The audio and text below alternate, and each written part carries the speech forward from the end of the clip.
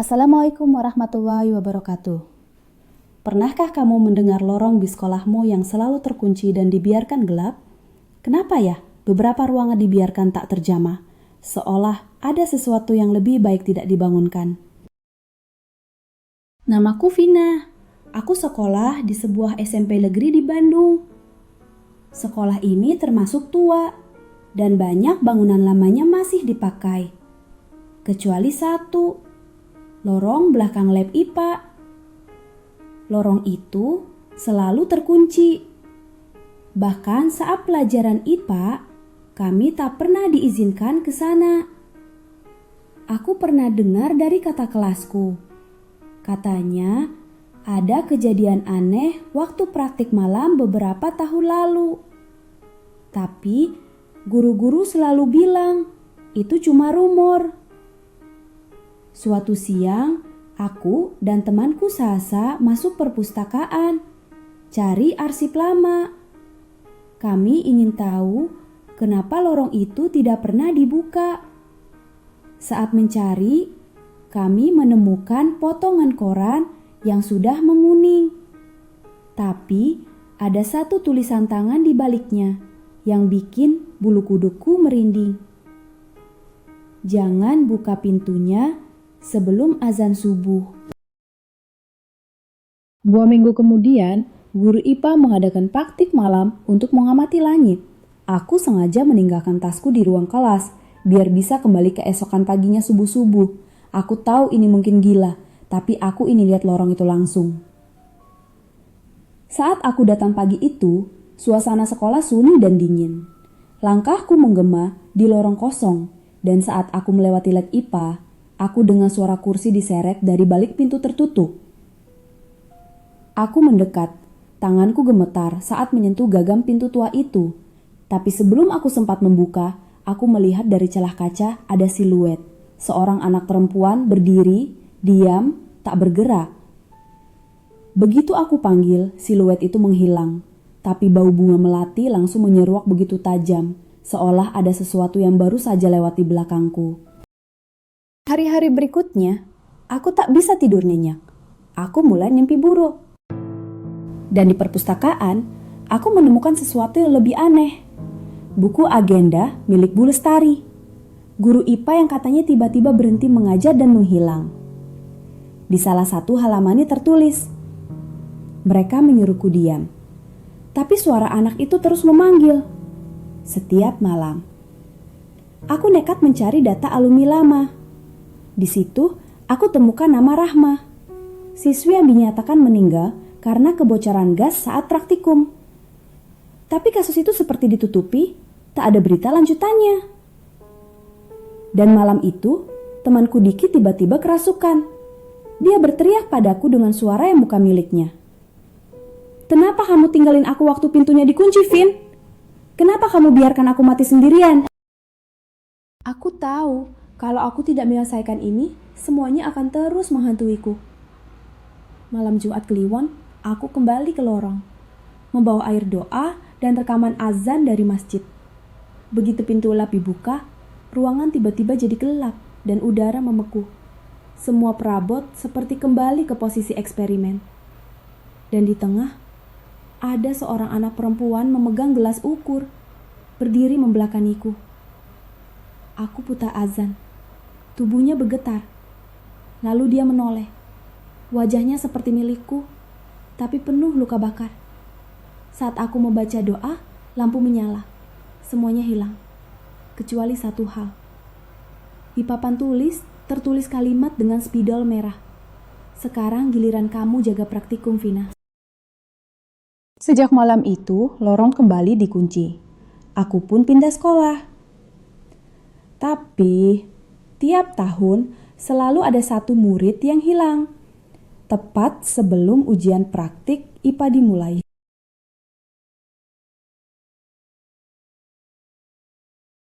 Namaku Revi, siswi pindahan dari Garut, masuk kelas 11 KIPA 3. Di kelas itu ada bangku kosong di baris keempat dekat jendela yang tidak pernah diduduki siapapun.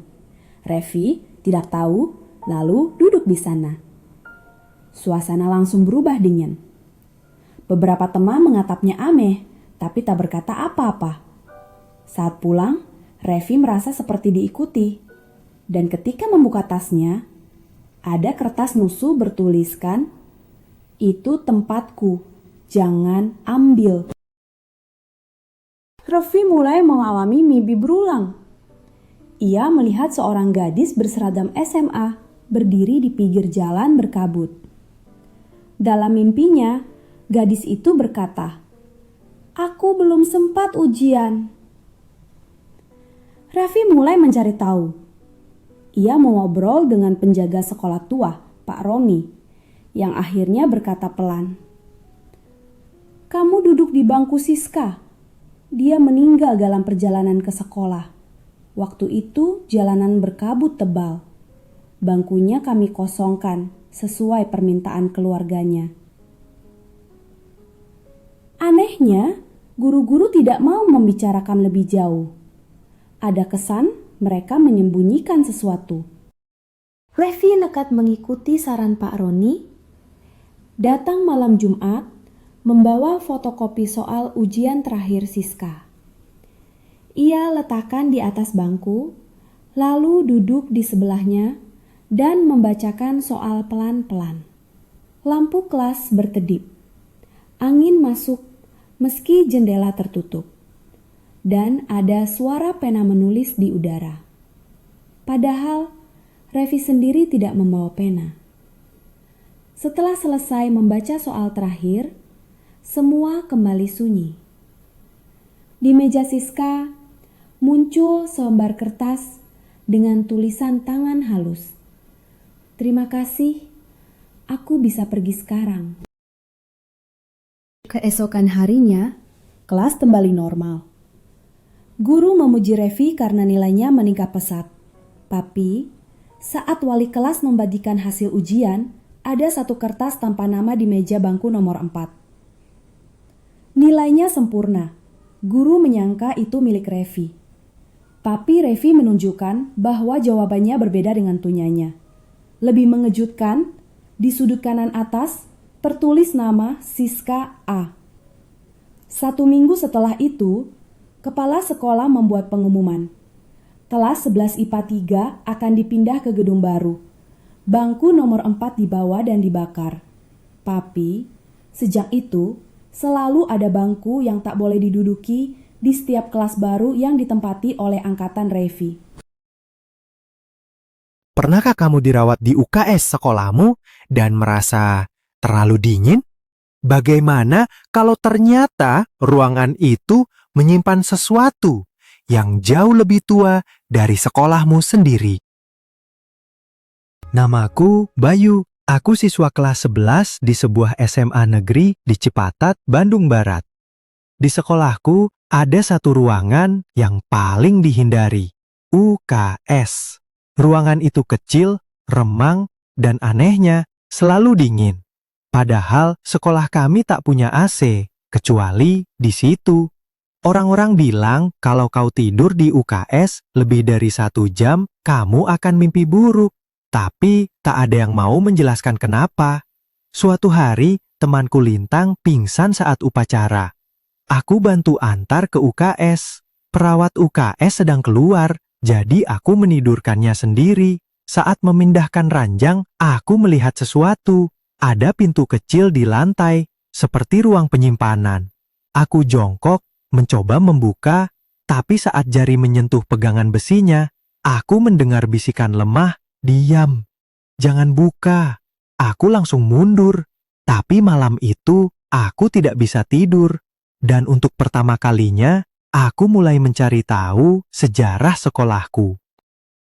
Beberapa hari kemudian, aku menghabiskan waktu di perpustakaan kota. Dari artikel lama yang hampir lapuk, aku menemukan jawaban. Sebelum menjadi SMA, gedung itu adalah panti jompo peninggalan Belanda. Dan di bawah tanah, dulunya ada ruang pendingin jenazah. Saat bangunan direnovasi jadi sekolah, ruang bawah tanah itu ditutup dan dijadikan lantai dasar UKS. Dari forum lama yang tersisa di blok komunitas lokal, aku membaca kisah-kisah menyeramkan.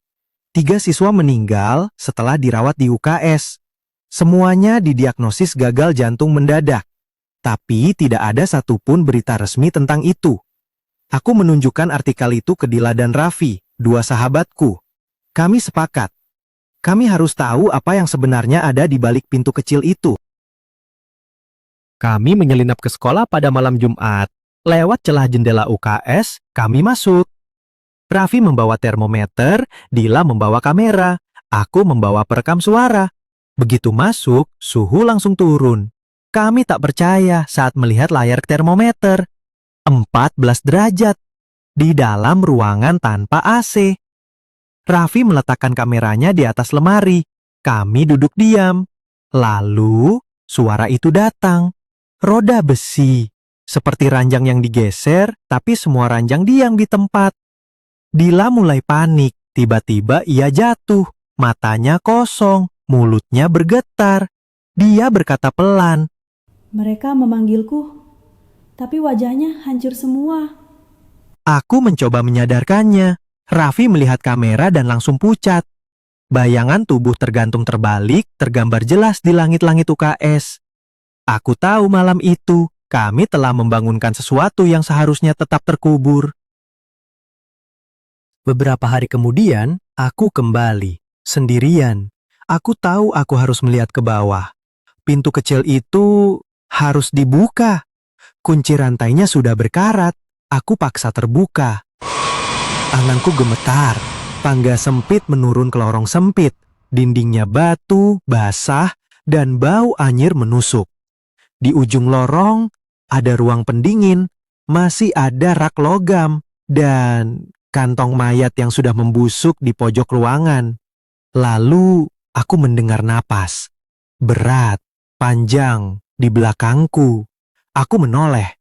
Tidak ada siapa-siapa.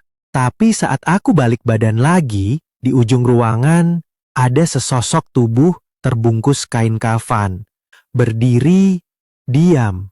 Aku lari naik sekuat tenaga. Tapi pintu tertutup sendiri. Tak bisa dibuka. Lalu aku melihat tulisan di dinding dengan darah kering. Yang masuk ke sini harus gantian keluar. 3 hari setelah itu, aku muncul kembali di sekolah. Guru-guru bilang aku hanya menghilang semalam. Tapi aku tahu, aku tidak benar-benar keluar dari ruangan itu. Dila dan Raffi mulai menjauh. Mereka bilang aku berubah.